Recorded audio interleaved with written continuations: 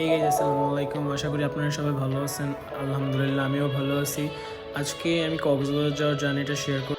Actually আমি যাই ওইখানে আমার স্যারের সাথে, আর হলো আমার এসএসসি পরীক্ষা শেষ হয়েছে। আপনারা সবাই জানেন যে এসএসসি রেজাল্ট দিছে খুব পরশু দিন। সো আমি আজকে বের হয়েছি, আমার স্যারের সাথে যাবো। আমি ঘরের থেকে বের হয়ে একটু নিজের চেহারাটা দেখতেছি যে কেমন লাগতেছে, কজ জানি যে আসার সময় অনেক কালো হয়ে যাবে। এখন রেস্টুরেন্টে বসছি, সেখানে আমার দুই ভাগিনা আসছে আর আমার বোন আসছে আমাকে এগিয়ে দেওয়ার জন্য। সো স্যারকে তো পাইতেছি না, স্যার কই জানে চলে গেছে। স্যার মনে ডাইরেক্ট এয়ারপোর্টে দেখা করবে। সো এখানে তাদেরকে বললাম একটু হাই হ্যালো করো, তারা তো হাই হ্যালো করার মধ্যে ব্যস্ত আছে। আর খাবার এদিক দিয়ে আমি অর্ডার করে দিছি।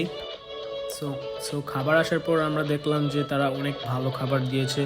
আর আমাদের দিকে খাবার খেতে খেতে মনে নেই ট্রেনের কথা। ট্রেন মনে হয় 10:30টার সময়। আমরা এখানে 10:30 পর্যন্ত বসেছিলাম। এদিকে রাস্তা অনেক জ্যাম ছিল। সো আমার স্টেশনে আসতে আসতে অনেক দেরি হয়ে গেছে। এসে দেখি ট্রেন দাঁড়িয়েছে। আমি তো ভয় পেয়ে গেছি, ট্রেন মনে হয় এটা। পরে দেখি না, এটা